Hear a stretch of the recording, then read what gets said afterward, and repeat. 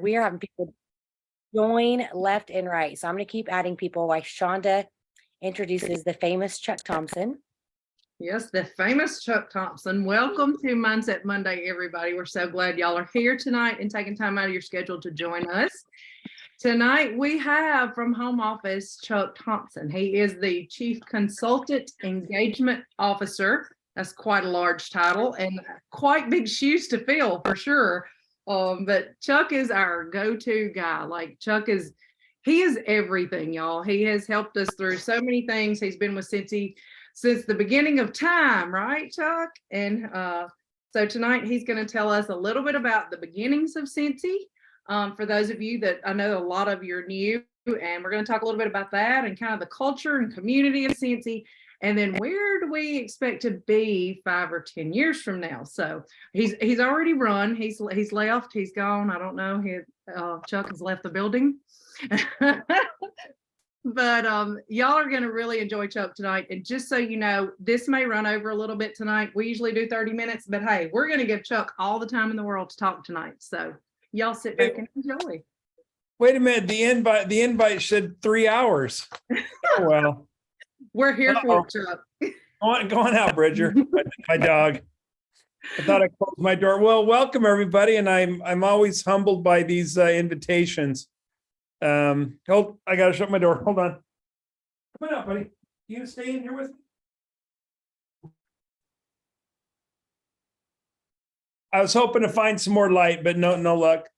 Anyway, so no, I'm always humbled by this because my brother and I, we just grew up. Our dad owned a fertilizer company in a tiny town of 3,000 people, and it's just kind of amazes us that anybody still to this day kind of is amazing that anyone thinks of us more than just plain old Orville and Chuck. But yeah, well, my name's Chuck Thompson, and Orville is my little brother. He's Bridger, cut it out. He's my little brother by about 4 years. And so I've kind of known him my whole life, obviously, or his whole life. And it was kind of funny. And for those that don't know the story, I'll be really sort of brief with it. He owned a fair and show company where they sold a lot of products in fairs and shows. And he had this huge dream of having $300,000 in the bank and all of his bills paid off. And so in the springtime of 2001, he was poised to finally have this dream come true. He had all of his fall shows set up. He had all of his inventory purchased. He invested essentially all of his money to buy inventory for these fall shows, and was poised to do it. I remember watching him grow. He used to drive by and the car dealership that I worked at and come see me once in a while and say hi and tell me how he was doing, and sort of kind of high on the hog. He thought he was going to make it, or was on his way to fulfilling his goals. And then something happened. I don't really remember what happened in September of 2001. But anyway, I do know what happened. That was when the Twin Towers were attacked, and our world sort of changed overnight. And for his business, it was fairs and shows. And for those of us who were adults back then, that industry pretty much died. It wasn't quite COVID, but it was pretty darn close. People were afraid to go out into groups. And so there he was with all of this inventory and all of this money invested, and probably one of the darkest times of his professional life for sure. And they spent years just trying to recover from that. He talks about robbing Peter to pay Paul, but he always kept his bills paid.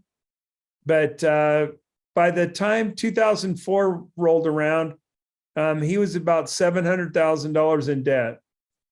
So he had gone from almost making it to being in pretty dire straits. And he owed some people some money and some other things. And he told his wife, he said, Heidi, we kind of have to file bankruptcy. That's the only thing I can see out of here. And then I'll go back to school and get my master's degree, and I'll go to get another job or teaching. And Heidi knew that's not what he wanted. He's an entrepreneur by heart. He was since he was a little boy. His first venture was into sheep when he was 9 years old. And that's a whole half-hour story, but he was talking with grown men, making deals when he was 9 years old. And so that was always what he wanted to do. But anyway, Heidi, it's pretty kind of a famous story around, but Heidi basically said, we're not going to do that. Number one, we made these debts. These are ours to pay off, and we'll figure it out. And number two, with a name like Orville, everyone will know exactly who it is that did this. And I don't want our names out there in the papers that Orville Thompson filed bankruptcy.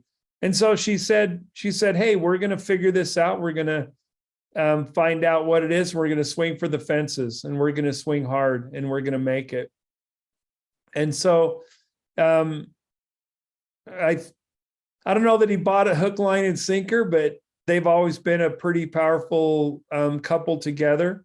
And so Orville had some of this inventory, and he was going down to a Salt Lake home show, and he didn't have the money for the show to pay for the booth, but he had gained quite a reputation of being a really good man and a really good, honorable person. So he was friends with the show promoter, and she allowed him to have a booth without paying for it. And he told her that he would pay for it at the end of the show because he did not have money for the booth. Your leaders wanted me to talk to you about culture, and this seems like a random story, but it's very much part of our culture. One of it is we just work hard, and the facts, we're always going to find adversity in our lives. You know, many of you are probably facing that right now with a lot of questions about what do I do? What do I do? Orville and Scentsy as a whole, we've just never run from adversity. It's a lot of times where we rally the greatest. But Orville was telling me one time, he said, you know, and this was probably 4 or 5 years into where Scentsy was really becoming very successful. And he gave a talk one time, and I can't remember if it's leadership or a reunion or just a boot camp or just down in consultant support, just teaching us. But he said, you know, there's a really fine line between a blessing and a curse. And none of us have enough wisdom to know when we're having it. And he was talking about, he said, you know, if somebody would have come to me that summer of 2004 and given me $1 million, just given me $1 million, paid off all my debts and gave me $300,000, which was what my goal was 3 years prior. He said, I would have thought that was just a tremendous blessing. It would have been amazing. My debts got paid off, and I've got the money that I wanted. And he goes, you know, had that happened to me, none of this would have happened. None of us would be here right now. Scentsy would not have happened had somebody given him and bailed him out. So he goes, were my troubles a blessing or were my troubles a curse? And so you can look at it right now. You look at the condition that your business is in right now, and you go, wow, was 2020 a blessing or a curse? It was 2021 a blessing or a curse? Was 2022? Is 2023 going to be a blessing or a curse? Is the dip that you might be feeling right now a blessing or a curse? Who has the wisdom to know that? None of us. And so he talks about a few more fundamental pieces that he learned along the way in his reading, and he learned to apply it. So anyway, I came to work for him.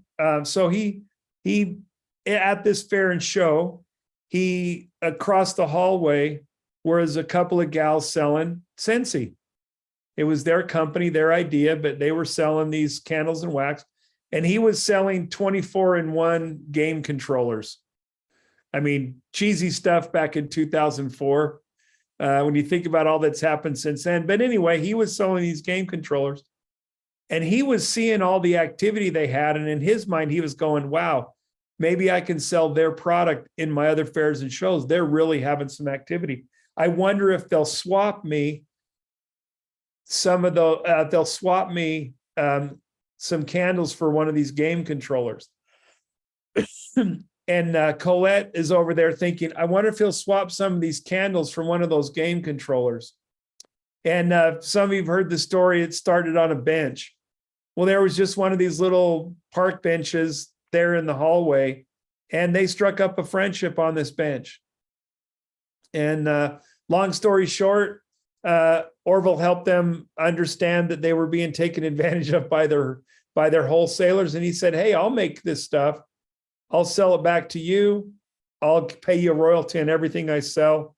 And for that summer, he tried to do it as a fair and show business where he just sold them directly to the public through his fair network. And Heidi was kind of, that hasn't really worked out for us. Maybe we need to think of something different. And I don't know if you've heard of Deanie Morehouse. Well, Deanie Morehouse was, I think Heidi might have invited Heidi to a party. This part I'm a little bit vague at, so don't quote me. But at any rate, she kind of brought up the idea to Heidi of doing a direct selling. And so they started looking into direct selling. And Orville, they scraped together all their airline miles, a few dollars for some food in a hotel. And Orville went to the Direct Selling Association meeting. They have it annually in June of 2004, and called his wife and said, I think this is what we're going to do. I think direct selling is the way to go. And so in July of 2004, they launched as a direct selling company. And I remember coming for family events and things like that. We had little kids, and so I'd come down here to visit, and he would take me over to his original place, which was like a one office build or office suite in a strip mall kind of thing of offices, maybe 1,000 square feet. And they were pouring wax in these little containers, and it smelled really good in there, but it was super messy and super small. And anyway, whenever we'd go visit, he said, hey, I got to go down. Let me show you what I'm doing. I've got to go down. And I thought he was nuts. I thought, candles, really? But, he was selling a lot of crazy stuff. So it didn't really dawn on me what he was doing. But what I remember that mostly was how much business advice I used to try to give him. Oh, you should do it this way, and you should do it this way. And he was always so patient and kind with, yeah, okay, whatever. But anyway, in the spring of 2006, he called me up and said, hey, I really need some help working. And this is another part of our culture. He calls me and says, I really need some help. Would you be willing to work for me? And I was like, yeah, I'll think about it. And I actually told him, yeah, I'd really like to work for him. And the minute I told him that, I had a really sinking feeling in my stomach that I'd made the wrong choice. And he told me, he says, hey, it's going to be a while, but I just wanted to see if you're ready. So I'll call you when I'm ready. And this was in the fall of 2005. So in the spring of 2006, he calls me up and says, okay, I'm ready. And I'd been dreading the phone call because I was going to have to tell him no. There's times in your life when you just know it's the wrong decision. And I says, Orville, I says, I'm going to put you in a bad spot. I hope I don't put you in a bad spot, but I can't come work for you right now. And believe it or not, Heidi and I did not have a good relationship. We didn't understand each other. I am not the person right now. Those of you that know me really well, I can, at least I think anyway, I can be pretty funny. I'm very helpful. I don't lose my temper. I'm generally pretty pleasant to be around. Well, in 2004, imagine all of that energy, but all it was frustration and anger. That's all I presented. I was short with my kids. I was short with my wife. I was critical and not funny. All my jokes were basically sarcastic hits on somebody or another. I just wasn't that pleasant of a person. And I was grateful that Orville could see through that And it's one of those things where that authenticity comes in. When you learn to see people through their potential and not through how they present, then that idea of authenticity really gets down in your soul. Judging others for what you think they're going to do instead of what they're going to do and what they show you that they do is just a really dangerous place to be. So he wanted to put one of the core values is authenticity. He wanted people to be honest with who they were so that we could all work to become better people. And he wanted to be a culture of accepting of those individuals that might be, I don't know, say rejected by society, but might be overlooked by society or might be overlooked by employers or those kind of things. There's a few consultants that you probably know, one in particular that, I mean, she's pretty out there, but she's an incredible consultant. And she was just so overlooked by her boss of 30 years and just belittled. But anyway, so I was really, really grateful for that, that core value of authenticity, that we accept people who they are and where they are. And we just hope they work to improve themselves and become part of the community. So anyway, I told him no. And Heidi was sort of like, I told you so, I told you so. And in the end, they ended up hiring somebody else. Maybe a lot of you know him, Kevin Priest, Becky Priest's husband. They were very instrumental. Kevin and Becky were very instrumental in the very beginning of the company. A lot of volunteer work, plus actually working there. But anyway, the fall came around and some bad things have been going on in my life as far as my career was going. And I reached out to Orville and said, hey, how about I come work for you? And just turns out that he really needed me.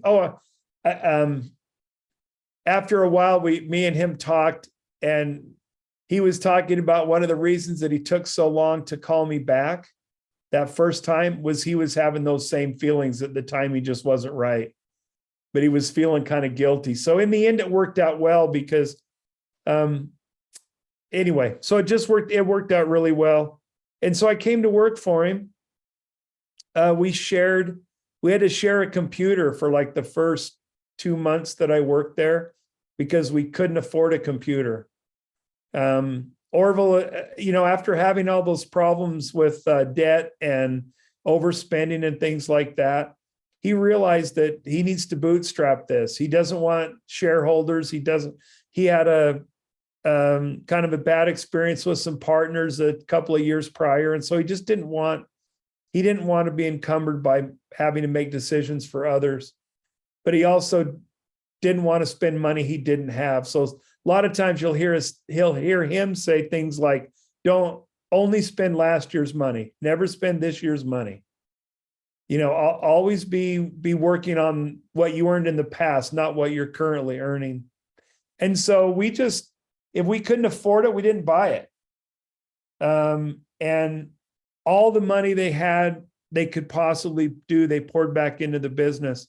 Heidi was building a team. She wasn't just running the company. She was having parties. She was hosting parties. She was host coaching. She was team training. We used to have to clean the warehouse and bring chairs in so Heidi could do her team meetings in the office. And she was amazing. She never went out to the warehouse to pick her stuff up. She ordered it and she waited for her turn for the order to show up. Even when she needed a tester, she'd place an order for a tester, pay the shipping into the company, and she just never, ever took advantage of it. So it's one thing she'll always tell people is in your own businesses, never let your home be your worst customer. Don't let your household come in and steal from your business. But anyway, that's another story. So I started working there, and we just did everything bootstrapped. We would work a full day, and then we would go home and for a few hours, and then would work till early in the morning. Well, 2 or 3 in the morning sometimes, pouring bars for the next day. and would do that over and over. And I'd come home and Heidi would still be there, Orville would still be there. Just a lot of really, really hard work in those early days. And it wasn't by the time I got there, about 18 months in, you could tell that the dream was not about them. It wasn't about fixing their debt. It wasn't about any of that. And I learned from the week one who it was about, and it was about the consultants. They would come in, Carol Bishop Haug, if you know Carol, there's a few of these early consultants that would come in and help us pack orders because they had customers that they needed to fulfill or parties they needed to fulfill. And we really, I did, and I know they did before I did, but they really fell in love with serving and helping you guys have your dreams come true and watching your success. And we realized that, and I think this is kind of the seeds of another piece of our culture, and our values, is our generosity. And at the beginning, we called it value. It was simplicity, authenticity, and value. Those were the three.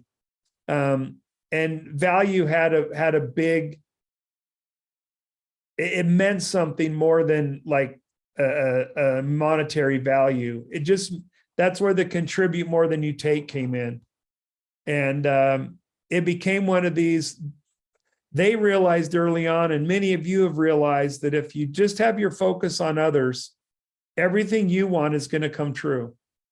Everything you want will eventually happen for you. And that's kind of where they were at. And over the years, I've watched as a company, and I can only talk from the home office perspective, but there have been times when we have forgotten that we are here to support and look out for others, not worry about what's happening to us as a company. And there's been times when our internal culture has suffered when we have forgotten that. So simplicity is another one that is really part of our culture. It seems very complex now, and it is by nature, but we wanted to do everything as simple as we could. So our pricing used to be, there's never any of this, $1.59, $1.49. We wanted all the math to be easy, that people didn't have to figure out about math. And so in the early days, it was really built on a very simple, the parties ended up being, I think it was 4 warmers and 3 bars each warmer made a party, and just some of this simplicity stuff. But anyway, we grew pretty rapidly. But when I started, we didn't have 400 consultants total yet, 400 people that have ever joined. And we've done $1 million in sales yet.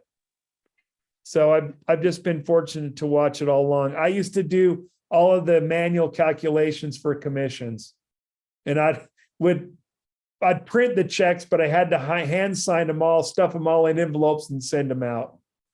And I distinctly remember milestone checks when, like, the first consultant made a $2,500 check in a month. I remember calling her up and was so excited. You got the biggest check in the company, $2,500. And I remember, because I was still doing it by hand, and I remember stuffing the envelope for the first $5,000 check.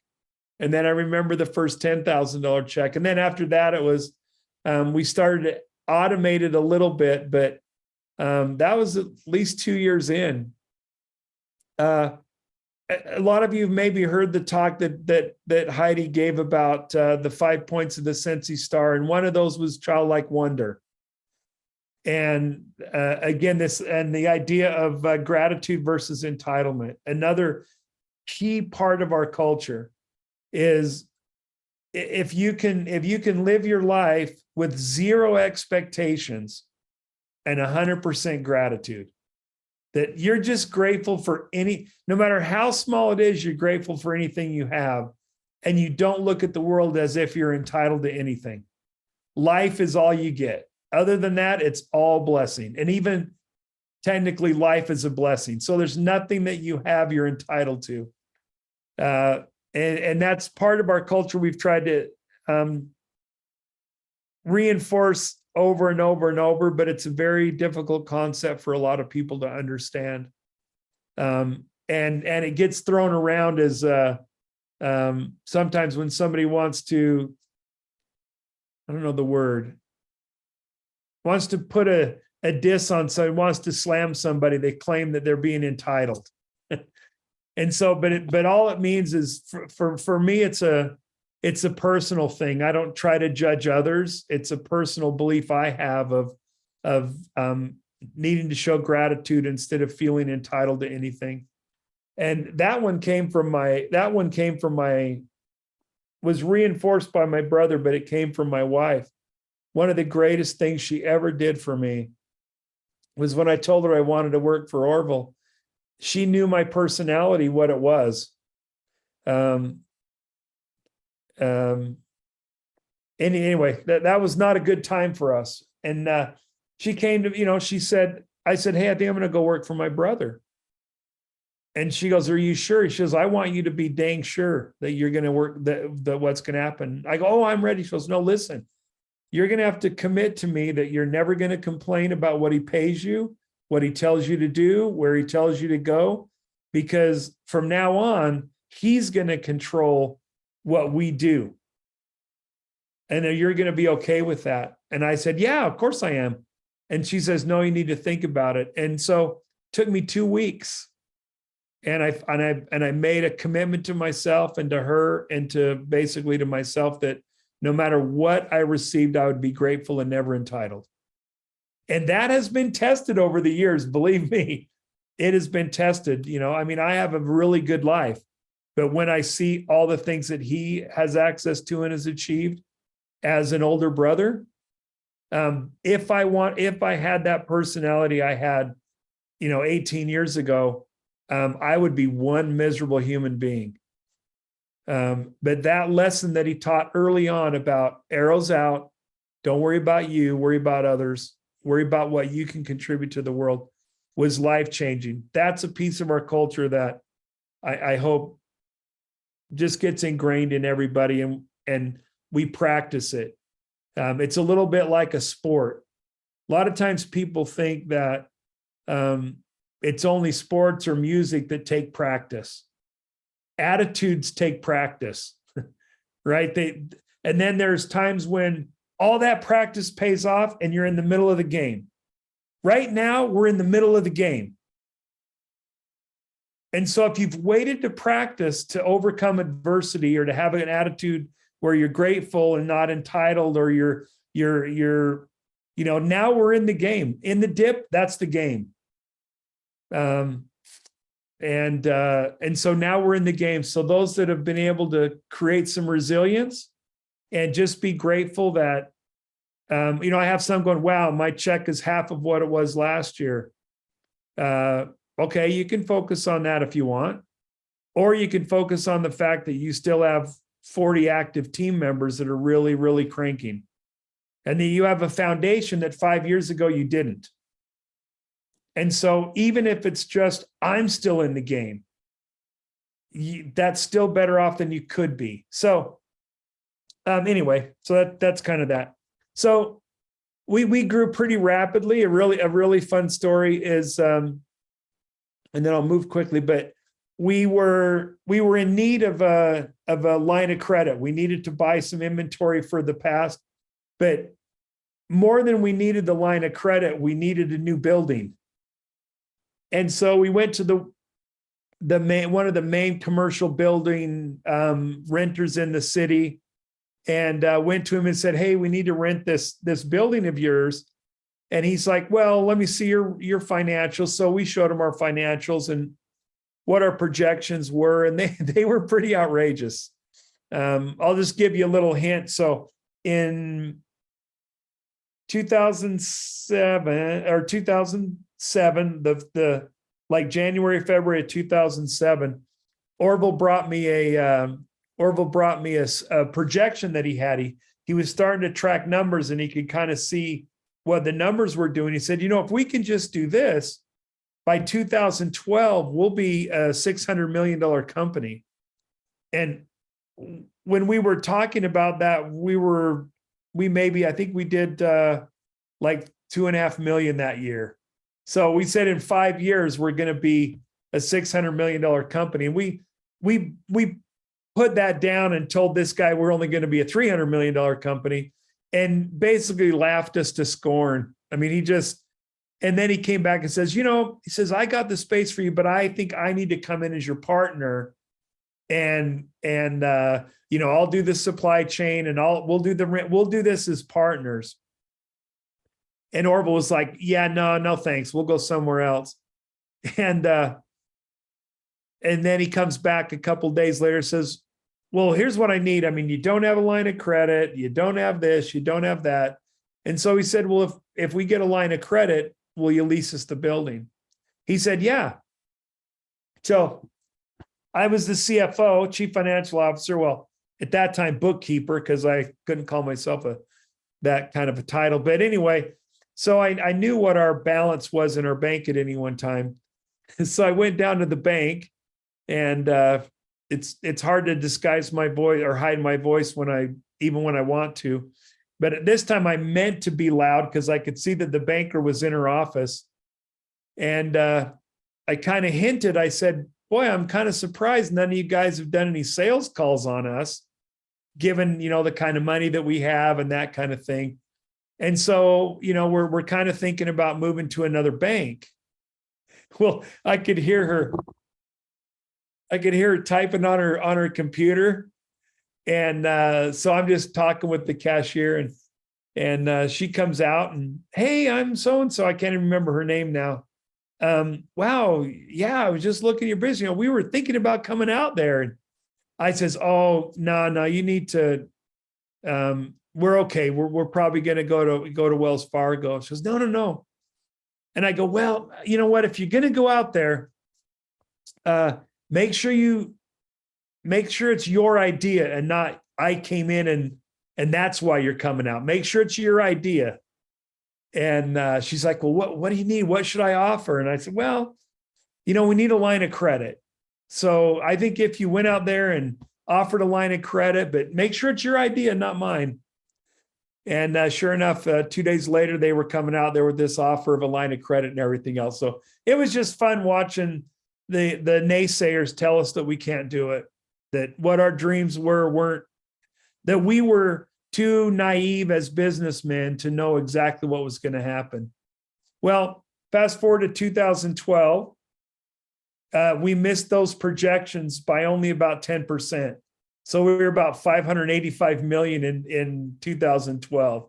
And Ron Van Acker was his name. He became one of our best supporters. Whenever we needed space, we just expanded into this building. He would push out other tenants for us. He talked to us all the time, and he introduced us to people all the time. And even when we went to build our own buildings or went somewhere else, he just became a great friend of ours. And just admirer of Orville and Heidi for just being able to do what they do and stand up for what they believe. So anyway, I'll be quick. No, I won't. I'm a talker. We went to, yes. Jamie's like, yeah, I know. I missed a whole scene. Anyway, so we were moving into our new facility. And Ron Van Acker had invited us to sit in his box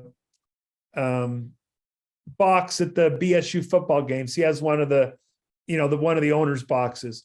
So he invited us up there. Well, we went up there, and there were a few other high flyers, and the governor came. The governor was in his box, and absolutely blew right past Orville, because Orville's like, hey, Governor Otter, I'm Orville Thompson. He's like, yeah. He just almost pushed him to the side to go talk to somebody else that he thought was a bigger shot than Orville was. So Orville's like, yeah, I don't care. He's not anyway. So we have our open house for our building, maybe 3 or 4 months after that. And so it wasn't built yet, but just kind of an open house. And Butch Otter was invited in the, just kind of that ribbon cutting thing that you do for buildings. And he gets up there talking about how him and Orville have been great friends. And Orville just like, whatever. So, but when we finished the building, this was my favorite thing and it's a cultural piece. We're talking about culture. So if you've ever had the opportunity to come to Scentsy Commons, there's a few things you'll notice. One, there is no reserved executive parking. There are no executive floors. There are no executive bathrooms, there's nothing that says we have a hierarchy of employee. In fact, within our building, if you have to have an office, your offices are all on the interior. There aren't any exterior offices, that the corners with the good windows or the good views. We don't have any of those because internally, we have different responsibilities, but no employee is more important than another. So anyway, at this open house, we have a cafeteria, and we have a little room that we rent out that's sort of a private room if you want to. And all these bigwigs thought that's where we were headed for lunch. But Orville planned it to where our lunch would coincide with when the shippers and the warehouse lunch.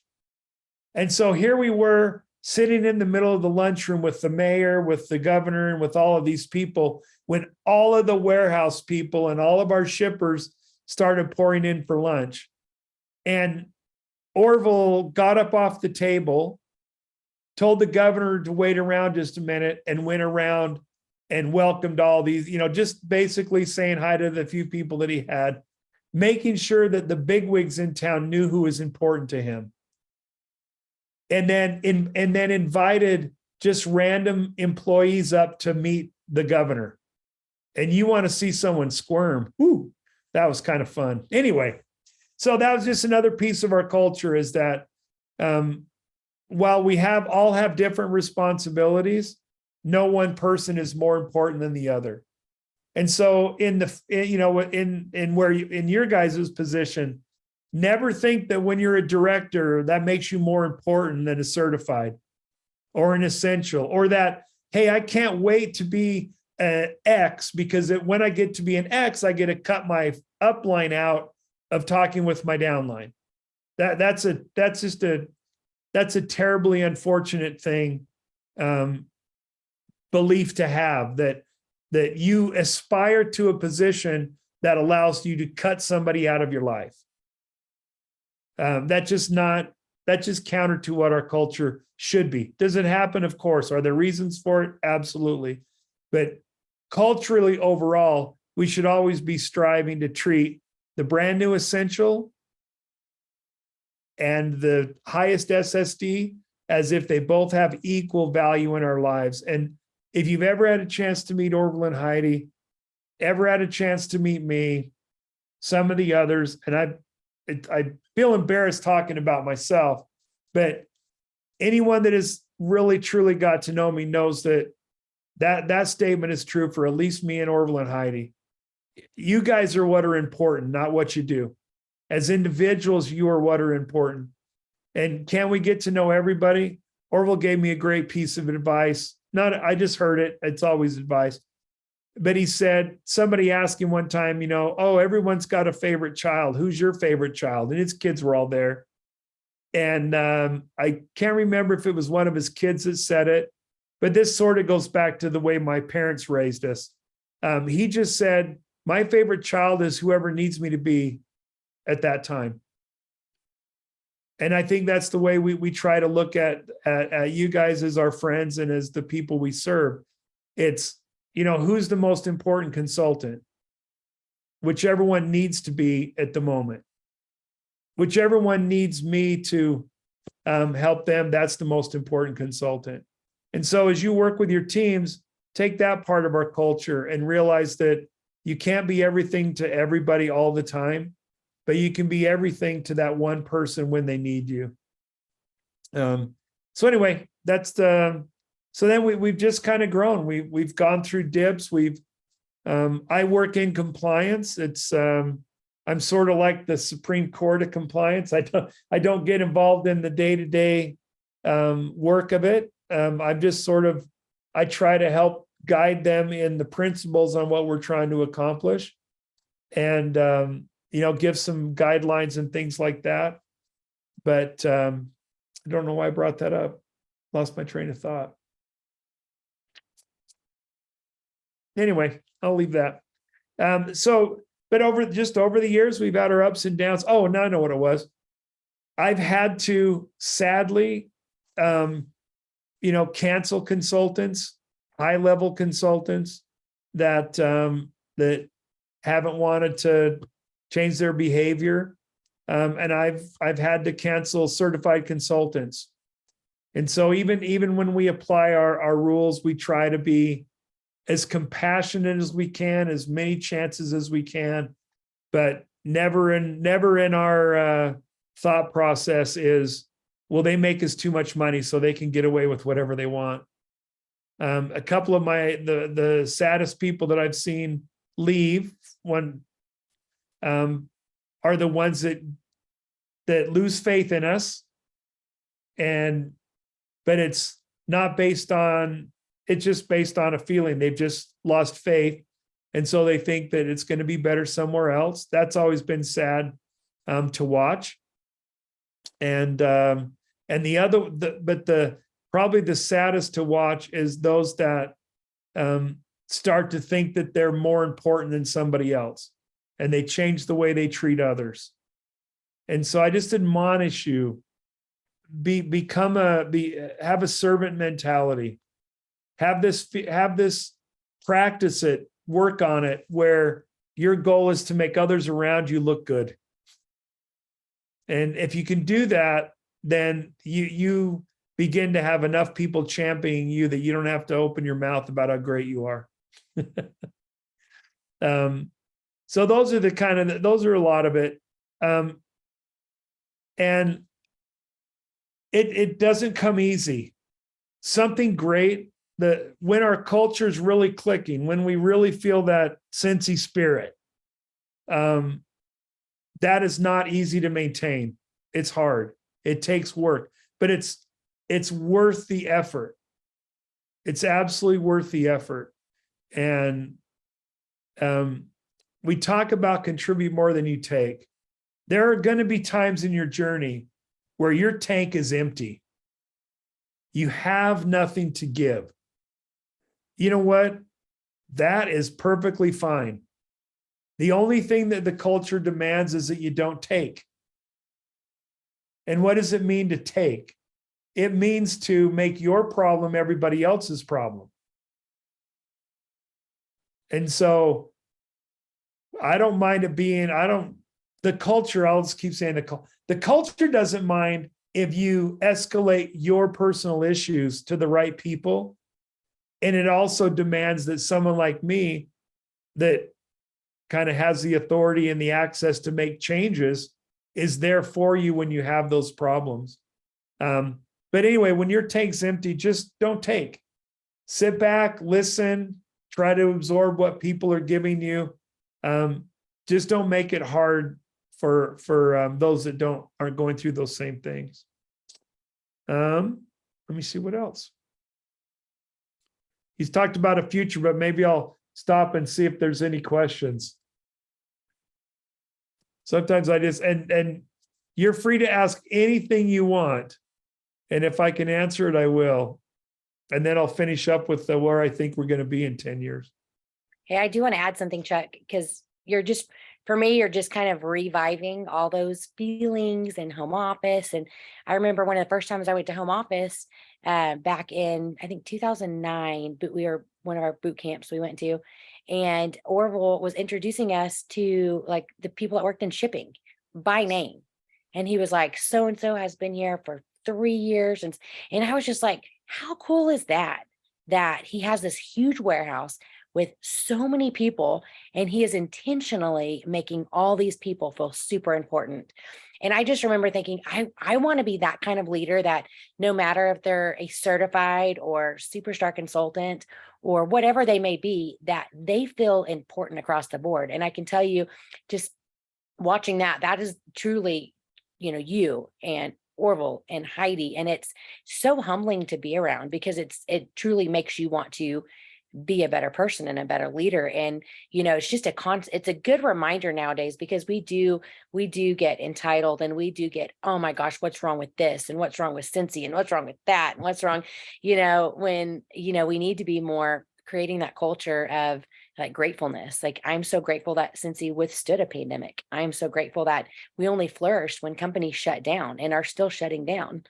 I'm grateful that pods were stuck in the sea and we still got them. So there's so many things that could happen, but it's just a great reminder that we come from such good culture. We need to keep continuing that on. So I just want to add that. Thank you, Chuck. And I'm Well, I see Patty's hand up. How you doing, Patty? I am doing good. How are you, Chuck? Excellent. I was going to be cheeky and ask you, I know Region 3 is your favorite child, but I'm now in Region 1, so you can still love them. Yeah, Region 3 holds a very special place in my heart. And you are like the king there. So Yeah. I just wanted to say, I tell people all the time, because a lot of people join Scentsy because of the product. I did not. I joined for the business. And I said, if I never bought Scentsy again, it'd be fine. I'd be fine without it. Maybe washer whiffs, but otherwise everything else, I don't need it.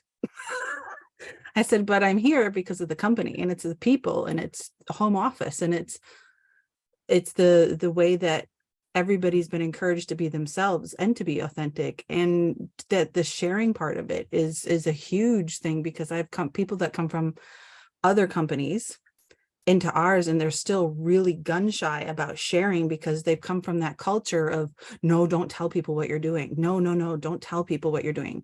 Don't share that with other people. And I'm just like, yeah, we don't operate that way. And if you're going to operate that way, you're going to get out of my team page.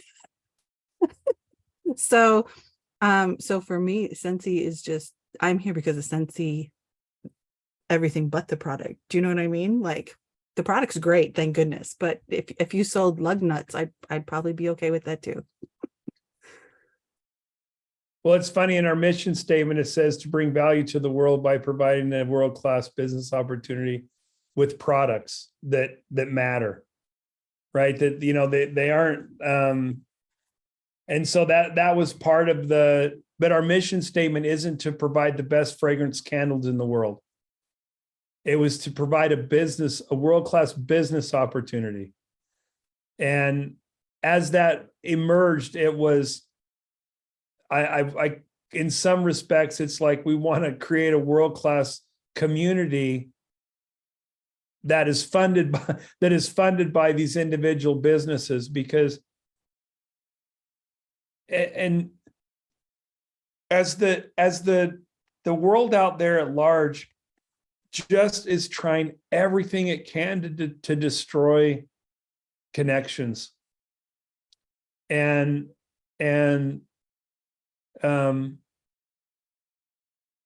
just it's doing everything it can. And I think it's gonna, but as human beings, we don't want to be that way. Good people don't want to be that way. We want to be able to accept each other for who they are. And that's one thing that I've probably appreciated most about the upbringing that I had with my mom and dad. And the idea that, I was able to live in, it wasn't a terribly diverse community, but it was a community of about 60% Hispanics. And I think about all the friends that I had growing up and how, those that as they grew up were able to live their true selves. Let's just leave it at that. And yet there's no change in any of the way that we think about them or want to be around them or anything. I never want to see our culture be split apart like our nation and world culture is. There's no place for that. And that's part of that giving more than you take, right? It's you be the one to sacrifice for that other person, hey, you know what, maybe I don't agree, but because I just want you to feel better, I'm going to be kind to you. I'm going to and if the other person does the same way back, instead of demanding something, then we're all able to be better. And as dark as it's gotten over the last 4 or 5 years, I don't see it getting dark in our community. And I'm so grateful for that. I mean, I have a pretty strong faith walk. I have an amazing family that I love, and I get to spend my work life in a place that feels separate from the rest of the craziness in the world. And yet I guarantee you, I have a more diverse friendship and family than anyone else I know. And I don't ever want that to stop. I mean, I look on the screen and I just see everybody. And it's kind of interesting. I was watching a podcast, I think it was, about how two people can believe the exact same thing, but if you have a different worldview, your reactions are completely different, even though you believe the exact same thing. It's just that our worldviews are different. And it's one of the things I fight with is, how can I make sure I can see how another person's worldview might be different than mine, and just continue to build that cohesive culture that Orville talks about. And that there's more abundance than we can ever take advantage of, right? All of you and everybody you sponsor and everybody they sponsor could work 1,000 hours a month, and still you wouldn't even keep up with natural birth rates and growth in the world or the country. It's impossible to have too many customers or to have too many downline, even in a little small town. It's just absolutely impossible. That the opportunity isn't unlimited. So when I see individuals holding on to the little bit they have, worried that there isn't going to be enough if they let any of that go, I just want to encourage them not to believe that way, because there's so much abundance out there in everything. So anyway, sorry. Kelsey, did you have something you want to share? I can. I thought of it when you were talking about Orville knowing the person's name and shipping and how long they had been there. And when did Heidi and Orville go to London? 2021? Yeah. 2021. Mm-hmm. Is that right? Yep. Okay, so it was Christmas of 2020. We went over because we're just in Washington, so it's like an 8-hour drive. And we went over one weekend in December to do the Christmas lights. And we took our kids and we stayed a few nights. We did Caldwell and ice skated and all the little things. And one night we went to dinner with Heidi and Orville, and Heidi told me, you can't experience the Christmas lights at the Commons unless you're with us. And I'm like, okay. She's like, I want to do it with you. I want to be there with you. And so I'm like, okay. So we went to dinner. We went to the Yard House. Grace was with them. And we drive over to the Commons together, and Orville moves the little cone so we can park in one of their spots. And we get out, and it was just like the most surreal feeling to me, that it was like, I felt like I was in their kingdom, but they were just another person. And someone walked by, and Orville said hi to him and asked something about one of their kids. And Heidi said, it was dark. And Heidi said, who was that? And he named the person, and she goes, oh yeah, she works in the warehouse, right? And he's like, yeah. And they went on about this conversation about this lady's kids. And I'm like, they literally know every single one of us. If you've had an interaction with them, they know you. And it's just amazing to me, but yet they can be in, as I called it, their kingdom, because with all the Christmas lights, that's just what it felt like. Like, it was just like this like glorious place to be. And there's so many people there, like from the community, that go through those lights, and they just walk through like anybody else. And it was just like this humbling, surreal experience. And I think whether you get to go with Heidi and Orville or not, you have to go experience those Christmas lights. No matter where you're from, you have to go experience those Christmas lights. It's just amazing. But the most amazing part about it is that the whole community is there. Like, everyone is welcome there. And I think that like embodies our culture so much. So that was just my little story I had to share.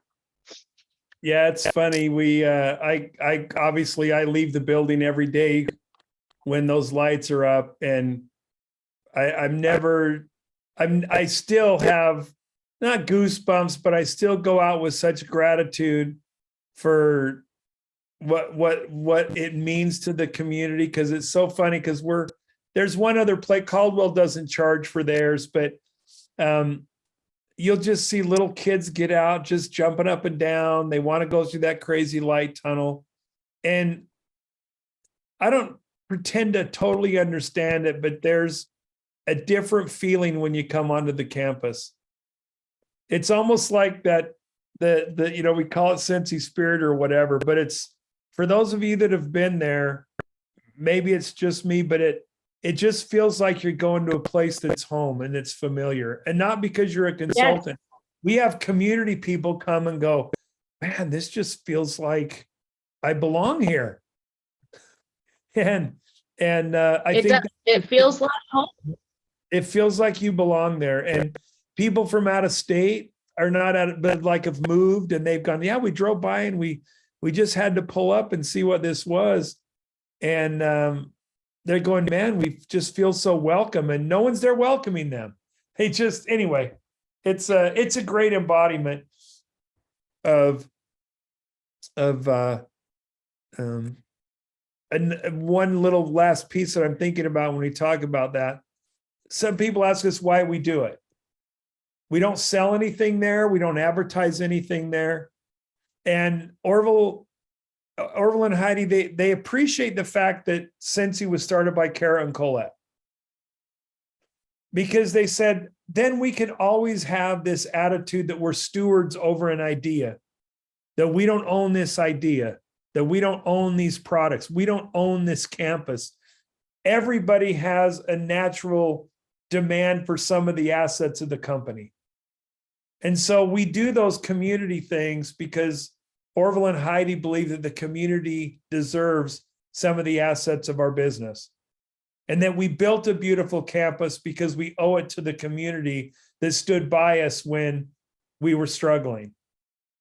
Right? It was just, and so in your businesses, kind of take that as an example of, you don't own your SSDdom, right? You don't own any of it. You're a steward over the hopes and dreams of all those people below you. And as an essential that's part of a bigger team, you have obligations to them to be grateful for the work they put in to get you where you're at. Even if you've never met a superstar director, chances are you might not be here were it not for their effort. When you have a downline that just is driving you nuts, but they have another big downline below them, don't ever wish them gone. And if you wish they were gone, have this mental game in your head going, okay, I want them gone and everything below them, everything they've contributed. Because if you're wishing them gone, you don't deserve anything that they brought to you. So does it change who that person is? No. Does it change the problems that they have? No. But it changes your attitude towards them to where even the most negative person in your life, you can show gratitude towards. And it's just like a muscle. It's just like a talent of playing the piano or artistry. It takes work to develop. But I'm telling you, once you develop where everything that happens to you, you're grateful for, your life will change in ways that you cannot even imagine. I mean, and some might still be feeling something different should have happened to me, but I made a stupid error in this culture wars that we have, right? I took advantage of something that I shouldn't have. It was a bad thing. I didn't maybe agree with the way it was handled. but I didn't become bitter about it. All I said was, I'm going to figure out a way to make this a positive. I was lamenting the fact that, wow, this is how my journey might end. And I should read you. I should tell you to turn the thing off, but I should read you what I wrote to somebody. And they came back to me, but essentially that night when it was still tenuous, all I thought about were the people that I've helped and the ones that I've been there for when nobody else was there, and the fact that there'd be no more of those. That's all I could think about. And so it goes where I'm grateful to be in a culture that lets us make mistakes and find out the good at it. But had I not exercised enough to understand gratitude versus entitlement, that period of time could have been devastating for me and my family, and devastating for the consultants 3 years from now that I'll be able to help in a way that nobody else can. And so it was a lot of practice to get to the point, and a lot of work to get to the point where even when something negative happened of my own fault, my only thought was others. And I'm not bragging about myself. Again, it's like Michael Jordan bragging about how great he plays basketball. He doesn't really have to brag about it, but once in a while he can say, I can do this because of all of this work. And I just hope for all of you guys that you can chase out any entitlement out of your life, any negative, not negative, but any feeling of, find ways to be thankful about even your adversity, your adversities. Find a way to make them a positive. That's what Orville and Heidi taught me about what they went through. Yeah, they haven't had I wouldn't consider a ton of tragedies, but they've also never taken advantage of even their blessings, right? They're just good people to follow. And there's so many consultants that are great people to follow. I see your faces right now. Jacqueline, Sonda, Jamie, Kelsey, all of you are you're amazing examples in my life as well. So where do I think Scentsy's going to be? Where do you guys think it's going to be? Where do you think it's going to be, Jacqueline? I mean, I've been obviously with Scentsy for, going on 16 years. And so my perspective is, I've been through dips, and there's always a high after a dip. And I feel like COVID was just some really strange years that we did things that we probably shouldn't have done numbers wise. And so I always tell my team, like, don't compare your business now to the last couple of years, because it was just different.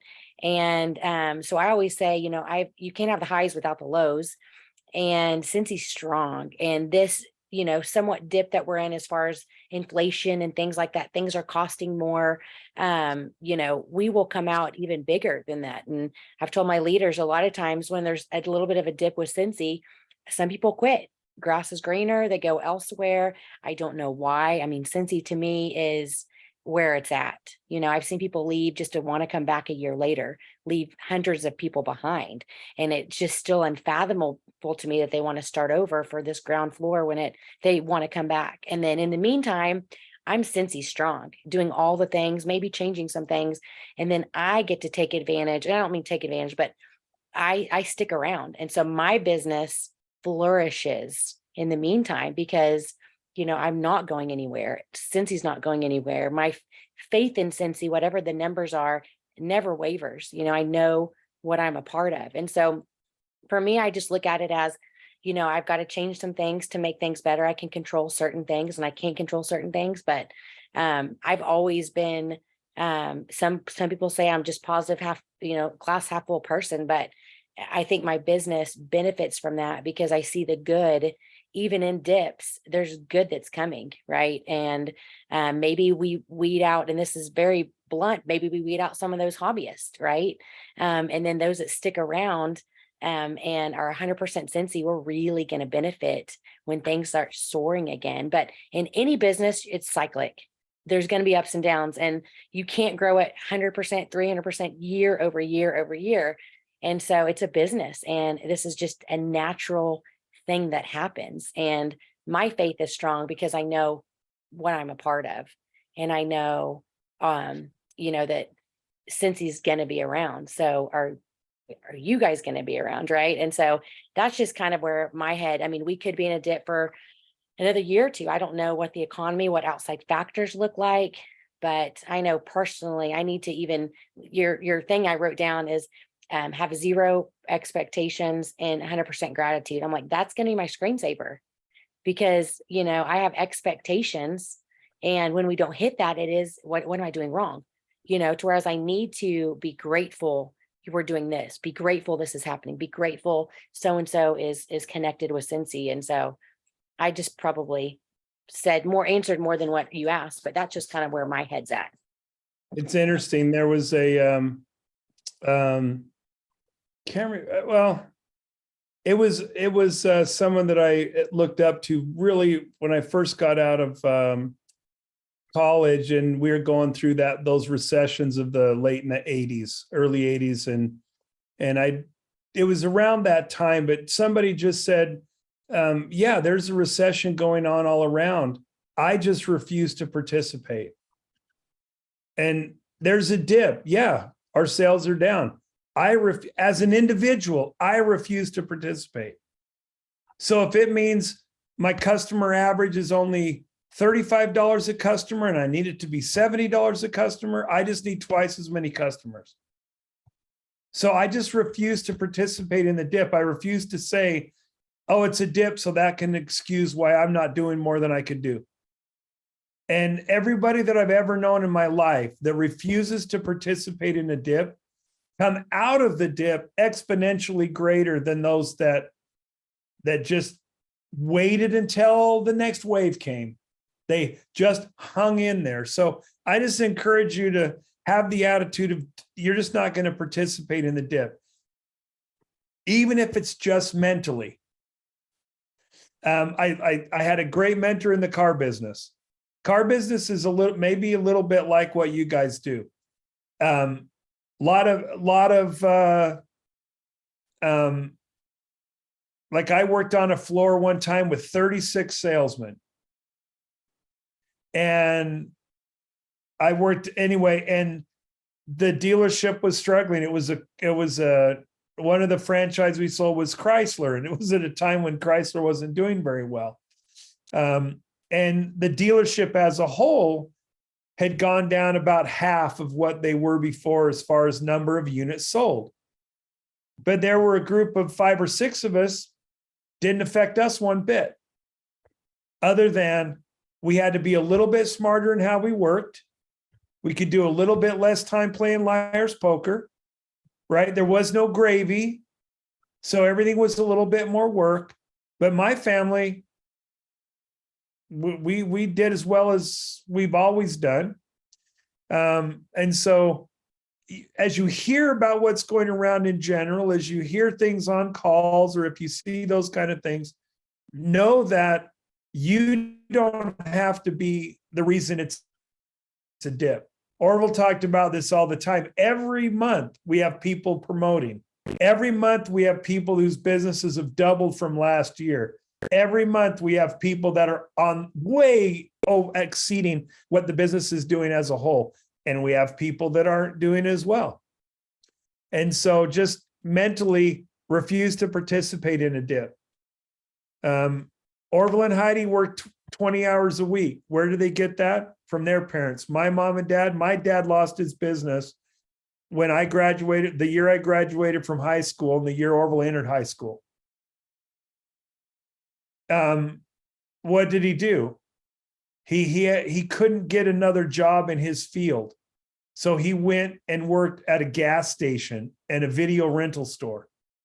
Well, my mom had a job that just kept food on the table. But he didn't sit around the house waiting for the next greatest thing to come.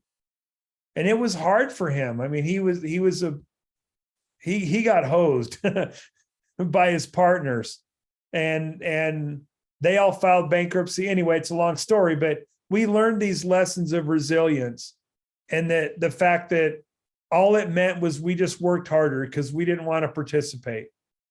And I encourage you to do the same. So where do I see Scentsy in 10 years? I see, and I've watched this, we all love Orville and Heidi. I mean, some of you love me. Those of us who have been here at the founding, we're not going to be here forever.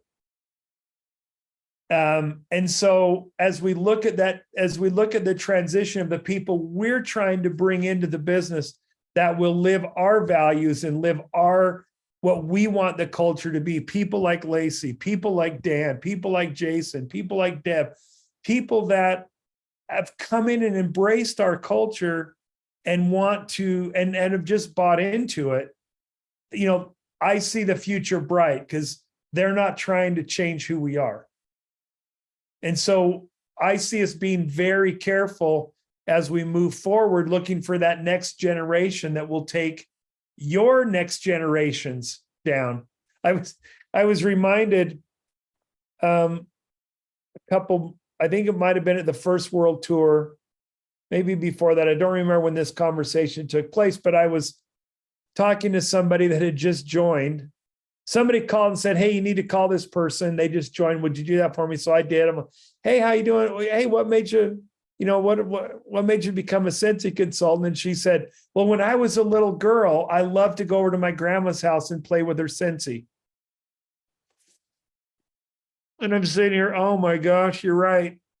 I've been here 17, 18 years. And if you were 4 or 5 years old, she's only 21. So she was 3 and 4 playing in her grandma's Scentsy. And so, mortality catches up to all of us. So I look at 10 years from now and I see people like Lacey and I see people like Dan. Dan is the age I was when I started at Scentsy. And I think of how much further along he is than I was at the same time. Imagine when he's Orville's age, where he's had 25 years of constant mentoring by Orville. Or, just all of these. So just from a selfish internal perspective, Scentsy in great hands. Even as we try to mentor up the next group that will inevitably take over. Orville and Heidi, they're always, obviously it's their business. So I honestly don't ever see myself being out of it completely until, well, someday I will. But I'm really looking forward to these great ideas that are coming up from these younger employees and the privilege I have of working for someone like Dan. Yeah, we can put our trust in him. He is amazing. He is worthy of our trust. And a lot of the people that we have, they're worthy of our trust. Orville, we're very careful about who we allow into the leadership, and really who we allow in the bottom lines. And I'm in enough meetings to just have great faith in where we're going, whether 15 years from now I'm still in the position I'm in, and Orville and Heidi are back 100% running things as the face, or it transitions into this next group. I have absolutely no fear that Scentsy's future is bright, and we want everybody with us, but we're not going to chain people together and drag them along. Orville talks about, we are an invite culture. You are invited to participate, not obligated. And so we want to always make it attractive enough where you want to accept the invitation. But I have many friends that are no longer Scentsy consultants by choice. They either found another passion and they had enough respect for the organization and for their downline and for their fellow consultants to not disrupt as they went. I still keep in touch with them. And I remember one of them hit a rank pretty decent in her company. And I just saw it show up on my feed. And so I sent her a DM. I said, man, I am so proud of you. That is amazing accomplishment. Hey, we miss you over here, but I'm glad to see what you had. And a day later, she wrote back and go, you're the only executive in my life that thanked me or that congratulated me. Nobody from her own company even reached out. But that's the way life is. If you can keep everybody in your life important to you, then your life will be so full you can't take it all in. And so that's where I see us at. I just the future's super bright. And the industry is, there's going to be some, there's always pressure on the industry. There's always naysayers that say that it is not what it purports to be. And I think a lot of it is because they have a feeling that everybody that joins wants to become, the promised millionaire or whatever that is. And that just isn't the case. Some people just want to be part of the community. And Scentsy, I think more than any other company that I know of, at least, you are as welcome as every 3-month active consultant as Deanie Morehouse is. Right? We want you both in our lives. And so anyway, hopefully that helped and it's kind of interesting at least. Chuck, you are so amazing. And I know I speak for everyone. My Facebook Messenger has blown up by 4 different people saying, Chuck's so amazing. And I think it's really cool because we have kind of this new era of people who some don't know you, Chuck. And so I think I know it's weird. Yeah, I know, because I'm like, Chuck, Scentsy, it's like it goes together in my brain. You can literally in a room of thousands of people say Chuck and they know you don't have to use a last name. They know it's you. And so I think it's really cool for them to get to see your heart, your perspective, the way you bring, you are a huge reason the culture of Scentsy is the way it is. And it's really cool for you to be so authentic and share before Scentsy, just how kind of it changed you. Because I think if I'm honest, and I know Shonda, Kelsey, a bunch of people on, we're better because of Scentsy. We truly better people, better wife, better mom, better hopefully leader because of the culture of that Scentsy's influence on our lives. And so I'm just reminded after your call how truly I'm grateful I am. And I know everyone on the call is thinking the same thing. So thank you for taking time away from Shannon and your son, because I know after a long day, sometimes it's easier just to hang out with your family, but you truly filled our cup tonight. So I appreciate it, Chuck. And Shonda, do you have anything you want to add? Because you pulled his arm and made him do this call. No, we just appreciate you so much. And, you think after you've been doing this for a while, you think, oh, whatever, it's just another call. And I'll be honest, tonight, I told Jacqueline, I was like, oh, I don't want to get on the call tonight. And, sometimes you just have those days. Y'all, I needed this so bad. And I hope that this filled your cup as much as it did mine, because it was really so good. And I just needed that reminder that this is what Scentsy's about. And it is. It's not about these products, y'all. This is what it's about right here. Lindsay, did you have a question? No, I just wanted to say something real quick. So I have heard Chuck's story before. It's probably been about 2 years since I did hear the story, but I love it. And it's always super inspirational. I know some of you do know me, but those who don't know any of my backstory, I signed up with the whim of my mom had passed away a few months before, and I went to invest in something. And when I signed up, I had no idea what I was joining. I did. I was obsessed with Scentsy myself, and I met so many amazing people in the past 4 years. And on the 28th of this month will be my 4-year anniversary. And I'm like, I never dreamed of being where I'm at right now. I have just learned so much. And when you, Shonda, when you shouted me out for earning my very first incentive trip, like it's still not a reality to me and probably won't be a reality to me until I walk onto those beaches and I'm like, oh my gosh, I did this. But like, that's a dream to me. Like the life I lived 10 years ago was a life that I would never have even been able to do or think about without. And I don't even like call this it is my business, but it is like a family that I never had. Like I packed myself up and my 6-month-old baby in a car, drove to Tennessee for 2 days, and I learned so much. And like, there's Shonda and there's a few of you who were in Tennessee, but I had a major drug addiction to heroin. And 10 years ago, I changed my life.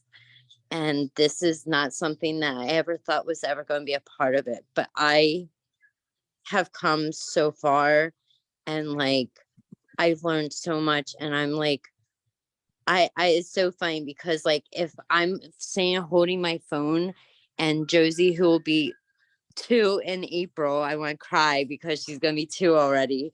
But like she like points at the phone or like I remember one time, Shonda, we did like a video chat and she was like grabbing the phone and like she knows people and like all these ladies and even Ryan, like they were all like everybody wanted to hold her and like treated her like that was their like daughter, granddaughter, like anything. Like it was amazing. And I'm just like so grateful for this opportunity and a dip, let it be a dip. Like we have to use that. Like I don't know. I never thought I'd be a director. I'm a director and I know my one girl, Keely, she is a like, you know, if you ever hesitate to give out a free kit, you don't know what that person's capable of. But this girl, she is like fire. Like you can't stop her. Like she and her and I have gotten like so close because of it. But like you don't know. You could be giving that kit to a kidnapper. You don't know. But like you also could be giving away that free kit to someone who is going to be your next director. Like they could be your next SSD. Like you don't know what they're capable of. But this company has so much to offer someone. And like, I just want to introduce her. I know she's not in the, I know her video is not on, but I didn't introduce her on team page. She does not have Facebook, but Randolyn Hummelball is joined my team 2 weeks ago, not even 2 weeks ago, and she just hit shooting star the other day. So she, and this is another great reason I know people were complaining when the website went from $10 to $15, but there's who cares? Like that's an investment in your business and it's a tax write-off. But like she found me by searching and my name popped up. She messaged me. I didn't order for her and she just joined. Like, you know, I'm just so like happy to be where I'm at. And I wouldn't be where I'm at without Scentsy. Like Well, Lindsay, I just have to say, like you're in the chat, like your story is amazing. I'm so thankful that you shared that. I'm so thankful you're in Scentsy. I'm so thankful that you overcome all those and that Scentsy truly, and I'm sure Chuck has something to, Chuck, what Oh, do you I was gonna say I mean, it's, you do truly have a chance to make a difference in people's lives and you just never can tell. The one you think's gonna be a rock star never is. You guys know it. If you assign somebody success, Mhm. Like I've had different teams, people work for me. I've taken over teams that are dysfunctional to try to help them out in the business. I mean, those of you that know me for a long time, I'm talking fast because my computer might die. Those know that it's like, what's your title now? What's your title now? I mean, what do you do now? What do you do now? Over the years, basically, I take dysfunctional teams and try to get them going, and then I pass them off once they're functional. But anyway, every time someone will come to me and go, "Oh man, you're gonna have tons of problems with that person," I said, "Listen, I don't want to hear that. They'll prove themselves or disprove themselves to me." I learned long ago in my life, in my career, and not just Scentsy, but way before, that what other people think somebody can do or accomplish, you're going to be surprised. So don't ever judge somebody. Don't ever assign somebody success because you think they're sharp and they need it or they want to do it. And don't ever don't ever assume that person doesn't going to do it. Tell you the quick story, what reinforced this. We had a guy I lived in a place called Pasco, Washington. If you guys ever eat those really, really good Mexican popsicles with like real fruit in them and stuff, he was one of the ones that sort of invented those. Anyway, they make them in Pasco. And so he owns the factory. He does all this stuff, but he loves his vendor cart and his people. So he'll put on his sombrero and he will push this popsicle cart, and he'd go to dealerships and he'd go all over selling these popsicles. And we called him anyway. He had a fun nickname, but it was endearing. And anyway, I had this new guy come and work, and he came into my office. I was a sales manager, and just laughing his head off, going, "Oh man," we called him El Pascador. He goes, "El Pascador wants to buy a new Nissan Pathfinder." And he's just laughing. And I go, "Oh, you're so funny. So, hey, you know what? Do you mind if I give it to so-and-so, who is one of my top salesmen?" He goes, "That's fine. I'll go get a real customer." And, about an hour and 45 minutes later, El Pascador is leaving in his brand new Nissan Pathfinder that he paid for cash. And this guy comes in going, "What? He got approved for a Pathfinder?" I says, "Hey, come here. Come over. Let me show you something." And our dealership, you can kind of see this little hill, but there's this kind of famous house. There was this kind of famous house. And I said, "You see that house up there?" Yeah, that's his. Don't ever judge somebody by what you see again, because you never know.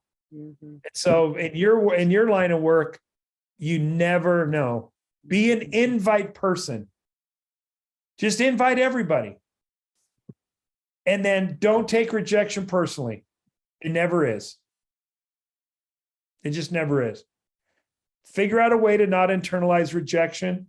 Be an invite person, and then live a life worthy that somebody wants to follow.